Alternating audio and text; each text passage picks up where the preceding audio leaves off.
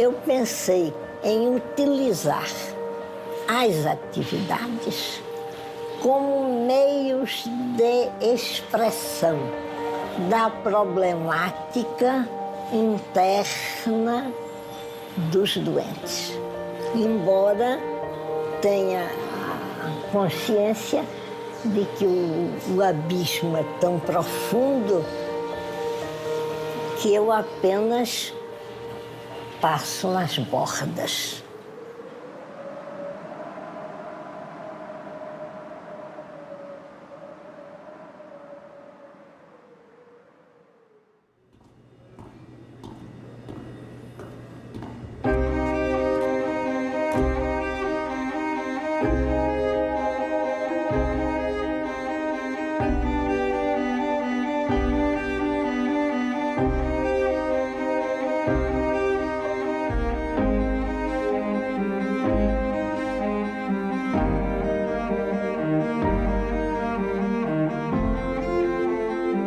A equipe lá do Centro Cultural da UF nos procurou, tinha em mente fazer essa exposição, essa homenagem póstuma, essa efeméride para Nise.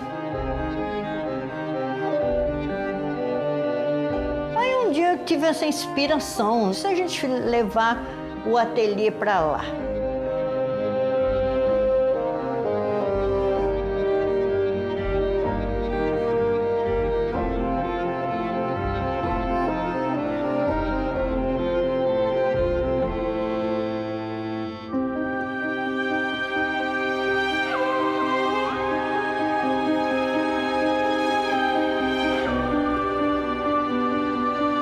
Há 10.000 modos de ocupar-se da vida e de pertencer à sua época.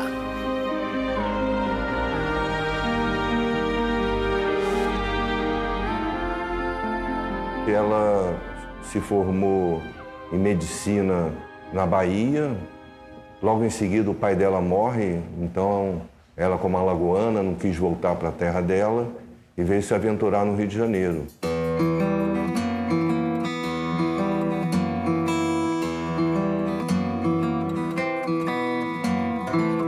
E ela foi ser médica residente no Hospital da Praia Vermelha, né, que foi o primeiro hospício a ser criado no Brasil.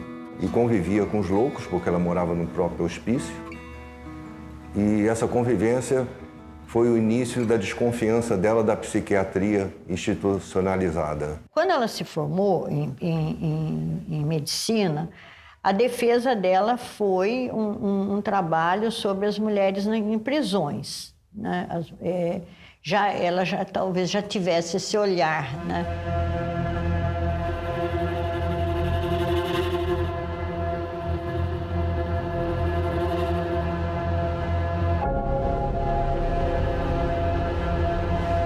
Em 1936, ela é presa na ditadura Vargas. O diretor do hospital acaba sabendo, através de uma enfermeira do hospital, que ela tinha livros de esquerda. O fato dela ter sido presa, acho que é preponderante até da maneira como ela passou a ver essa situação do doente mental, né, preso, trancafiado.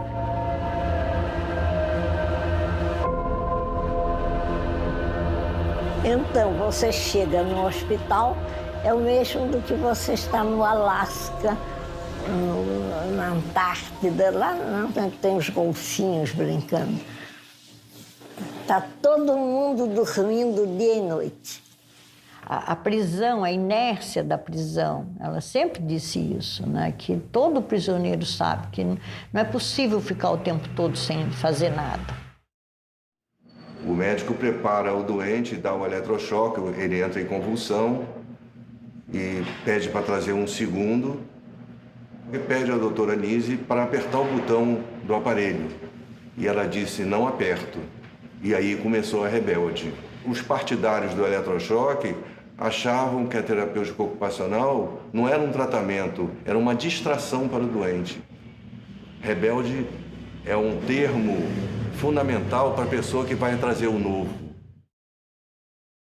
Em plena vigência, né, dos grandes hospitais, das internações, do isolamento dessas pessoas, ela criou a Casa das Palmeiras em 56. Foi a primeira clínica em regime de externato. As pessoas não usavam o uniforme, entravam a hora que queriam, todo mundo é tratado por igual. A maioria dos frequentadores do ateliê, quase todos, vêm das suas casas e retornam para suas casas, né? Que foi uma transformação extraordinária que aconteceu no Brasil, devido ao trabalho dela, né? As pessoas diziam, você é louca, você vai criar uma clínica que vai deixar os loucos soltos? E ela respondia que liberdade não faz mal a ninguém.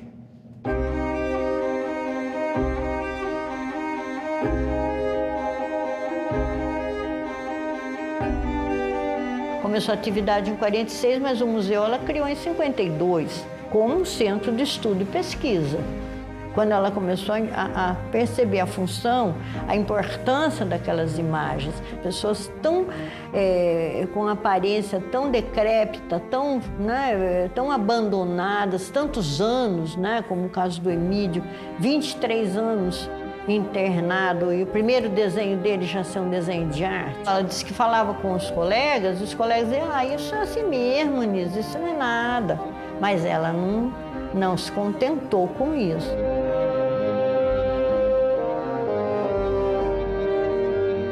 Uma sociedade, uma cultura que valoriza excessivamente aquele que produz, o psicótico passa a ser visto, de um ponto de vista preconceituoso, como alguém que não tem valor, o que não é verdade.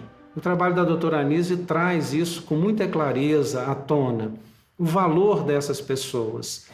Portanto, o problema não está tanto no doente, mas naqueles que são responsáveis pelos doentes.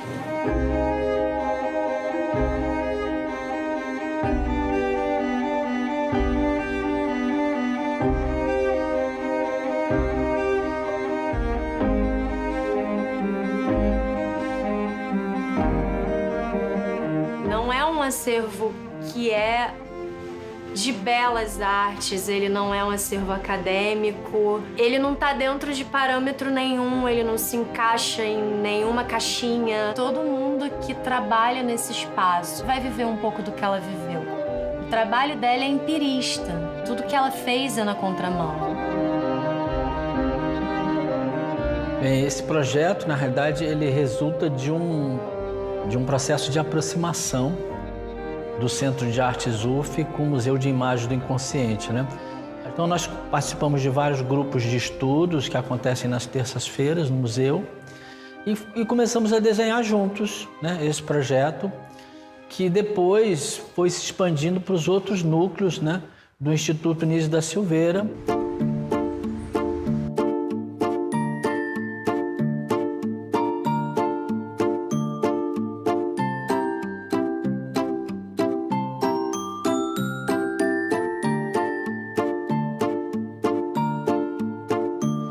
Ser do outro espaço, né? Voando. Essa motinha é interessante, né? Muito interessante. Tá sozinha, né? Não tem ninguém por perto. Ninguém por perto pra botar a cilindrada e andar com ela. Não tem. Tá lá sozinho. Por favor, me acompanhe. Vocês vão gostar.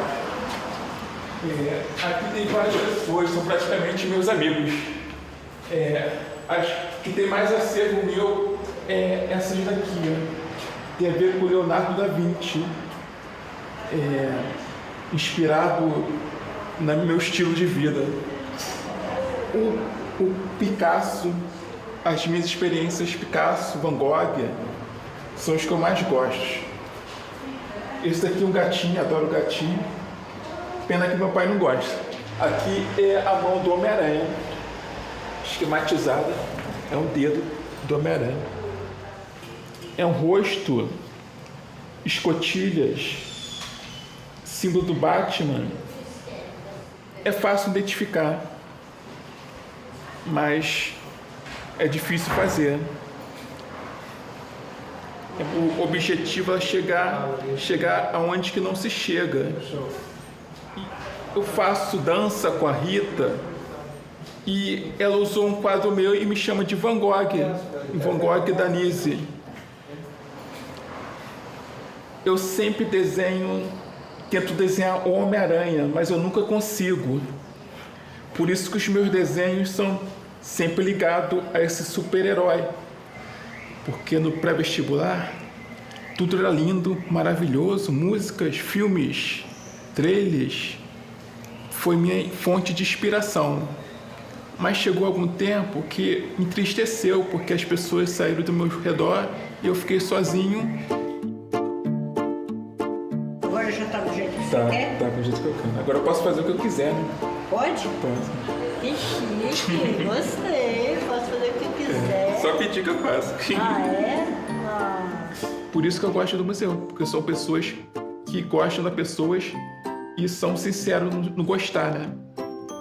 Tem várias pessoas que a amizade é muito forte e é isso aí. O trabalho que a doutora Anise iniciou traz uma questão importante, que são essas imagens como um instrumento de linguagem. Pioneira mesmo, né? Uma desbravadora, que deixou um legado belíssimo, assim, apostando no encontro com a arte como um encontro muito curativo. Ela entregou para essas pessoas que estavam ali jogadas, né? E uma outra possibilidade de comunicação. Nise dizia que a doença não está nas imagens. As imagens, pelo contrário, elas são onde a saúde aparece. Não adianta só tomar minha tarja preta. Se não tiver uma tinta ou um cavalete na minha frente, nem que seja um papel, para mim aquele dia ali pintar, meu remédio não está completo. Isso aqui é um complementar da minha vida, da minha felicidade hoje em dia. Eu conheci um médico que depois de uma semana na camisa de força me apresentou um cavalete. Cavalete e uma tela, onde surgiu meu primeiro desenho, meu primeiro pedido de socorro através de alguma coisa que eu não falava. Hoje eu tenho orgulho de bater no peito e falar, sou maluco sim. Me encontrei um jeito de sobreviver a essa sociedade burocrática através da minha pintura. Tem toda uma ressignificação do papel social, porque os nossos clientes eles passam a ser vistos como artistas.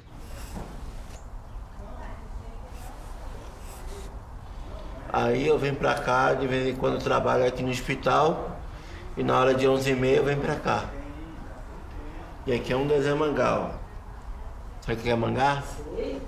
Desenho mangá é desenho japonês, tem esses olhos.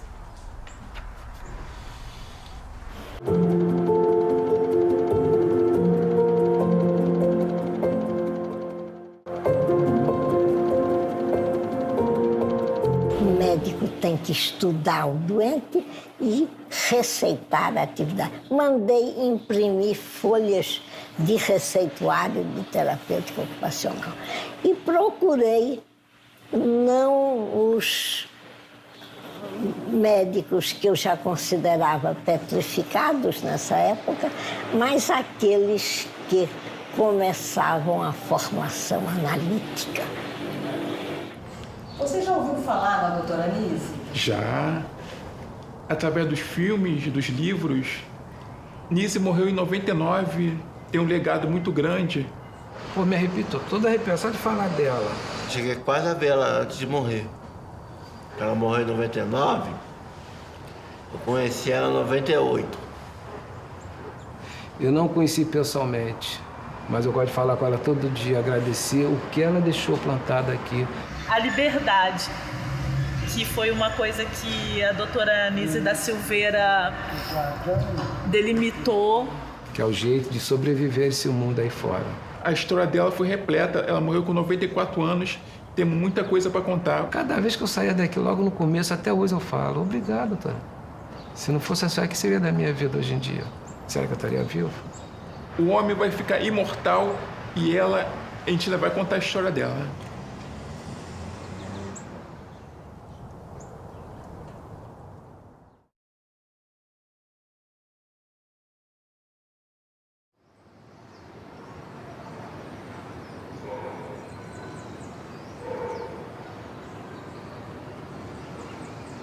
vamos falar 10 anos atrás, aqui no Instituto, a gente tinha mais de aproximadamente 300 pessoas morando dentro do Instituto. Era muito comum, né? A população, os familiares, os próprios funcionários achavam que isso era possível, uma pessoa passar uma vida, né, internada dentro do hospital psiquiátrico. Aqui no Instituto, né, a gente está em franco processo de desconstrução das práticas manicomiais. Pensar em luta antimanicomial é pensar em Nise da Silveira, todo o seu legado, todo o seu trabalho.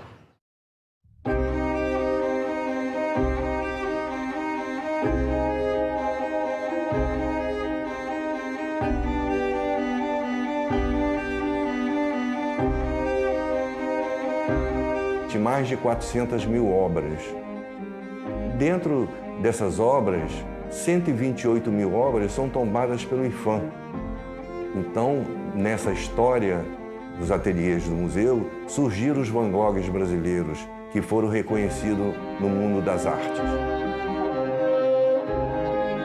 400 mil obras, 400 mil histórias para serem estudadas pela antropologia, pela psicologia, pela qualquer área da ciência.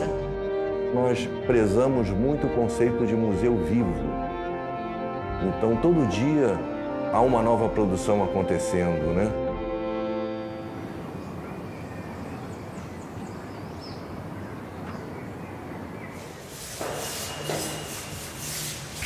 O evento é resultado dessa aproximação, dessa vontade de criar sinergia, de criar ressonância entre instituições e com um respeito muito grande pelo trabalho que é feito pelo museu e pelo Instituto.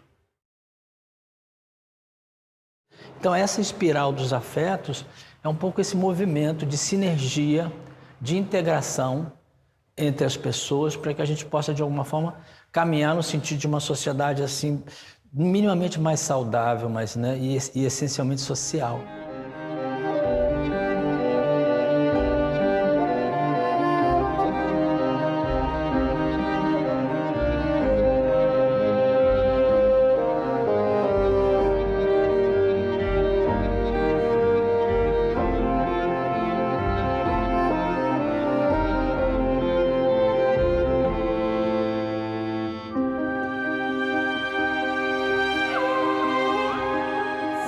Se as pessoas não vão até lá, a gente traz eles até aqui. Mistura todo mundo.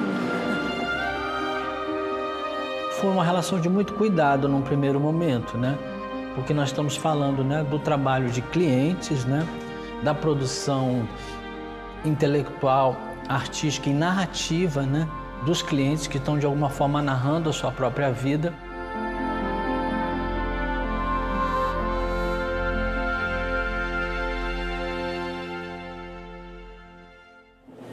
E o que haverá de mais importante no homem que o conhecimento da sua psique? Se ele não vem, ela briga, ela apronta, ela coisa. O dia que ele vem é uma maravilha. Não sei explicar esse fenômeno. Nise fala uma coisa muito linda, né? Cão dá incondicional afeto, sem nada pedir em troca.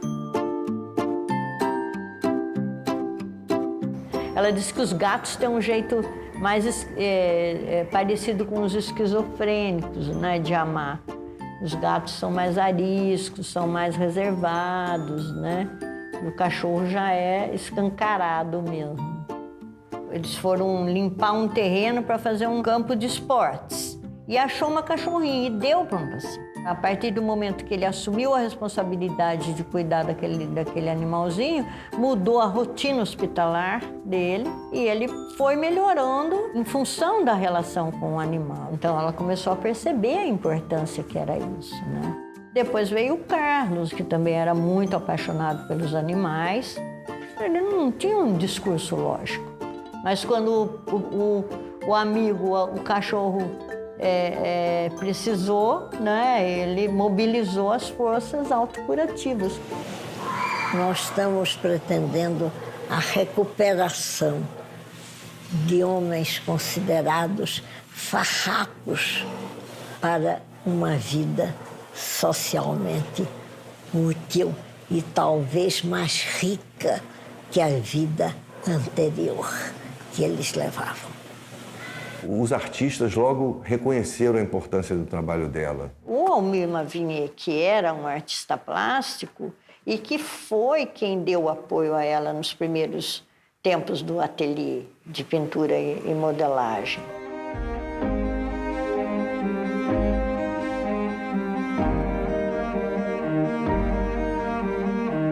Foi surpreendente para ela também ver a produção dos internos, né?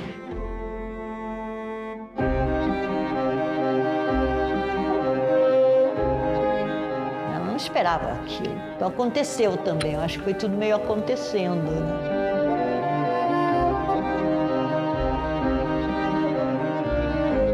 Um dos primeiros símbolos que apareceu na produção deles foram as imagens circulares.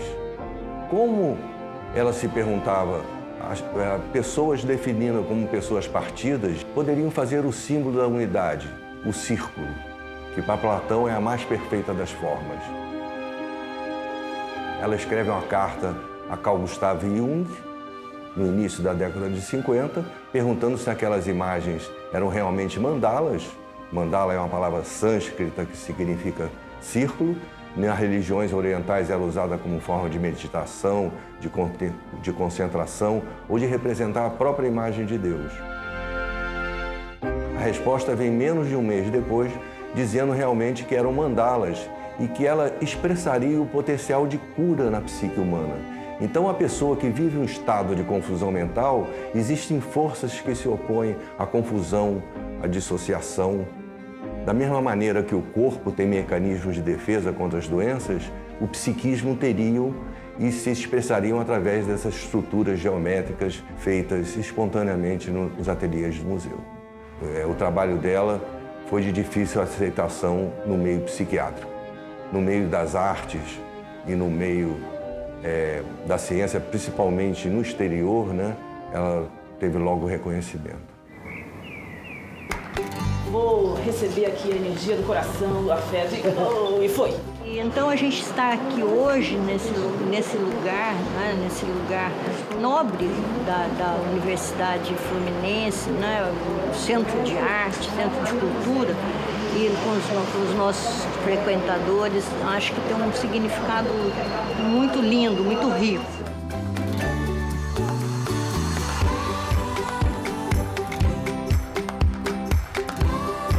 A galera estava produzindo ali na varanda, foi deslocado o espaço completamente, né? As pessoas estavam criando, recriando e tinham obras ali que tá com essa influência da rua também, porque o imaginário é vivo, ele é influenciado pela rua, pelos espaços todos.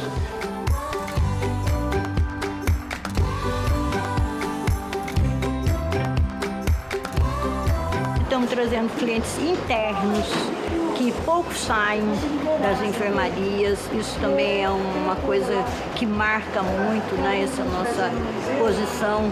Acho que, do meu ponto de vista, a melhor homenagem que a gente podia fazer à doutora Nise era fazer isso.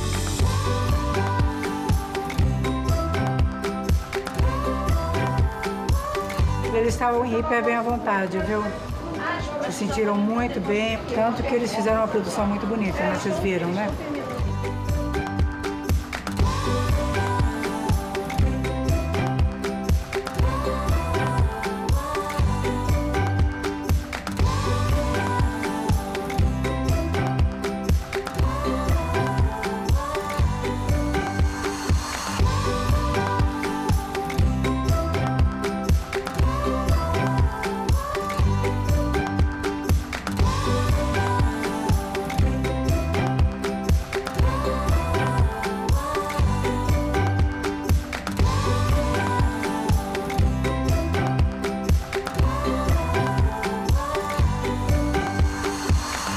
A Nise queria derrubar os muros, mas acho que os maiores muros, na verdade, estão dentro das cabeças das pessoas. Se a gente não mudar a cabeça dos supostos sãos, dos normais, a gente jamais vai conseguir cuidar do outro. Cadê o pássaro? Pássaro cantor! realmente uma espiral dos afetos, porque as coisas foram acontecendo de forma tão harmônica e tão positiva, tão colorida, né? Tão alegre, que realmente é só mesmo os afetos que podem mover essa potência toda, essa energia toda.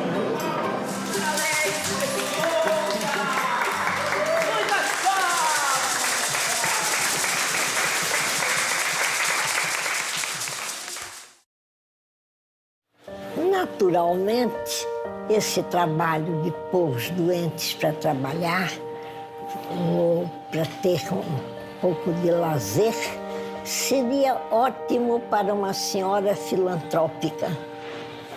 Mas eu não sou uma senhora filantrópica, de jeito nenhum.